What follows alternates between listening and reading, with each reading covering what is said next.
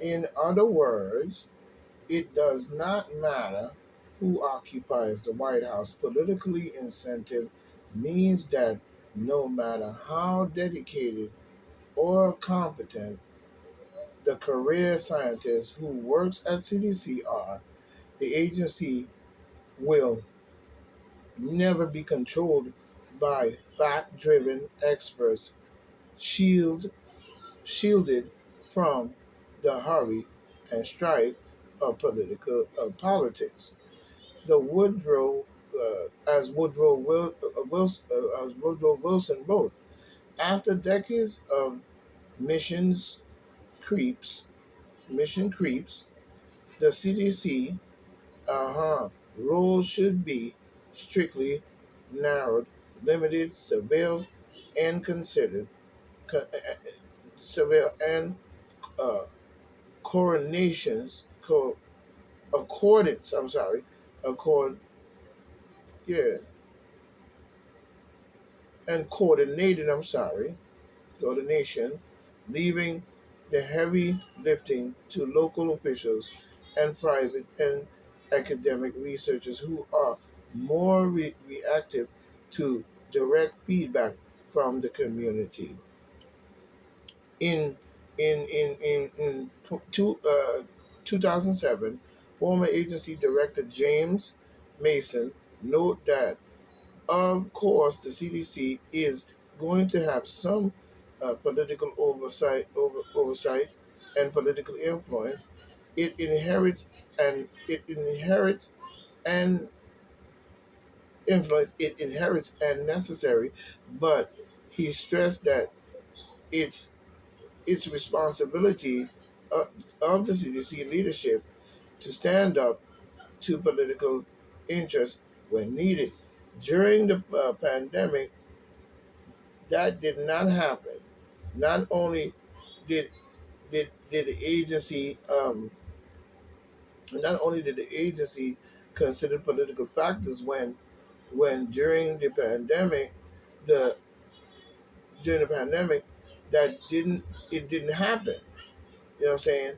Not only did did the agency consider um, reading that over again, the political factors when making what were most often presented as purely science based decisions, but officials frequently hid, ignored, or distorted legitimate data either out of incompetence or to appease the political votes. You know what I'm saying? The CDC has also been a super spreader of COVID misinformation to justify universal mass mandates. Walensky spent months citing a junk study on their efficiency of school, you know, exaggerating the risk of uh, risk of breakthroughs, infections amongst the Jews, and misrepresenting the study on outdoor COVID transmission, according to its author. The study claims the Delta variant was as transmittable as chickenpox, which isn't true. It turns out the agency had used inaccurate data from New York Times infographics. It also promoted an infographic on the Claude Mass using data that were not satisfactory, significant, or whatever. Meanwhile, the CDC has not run a single random control trial on the efficiency of masking since the beginning of the pandemic.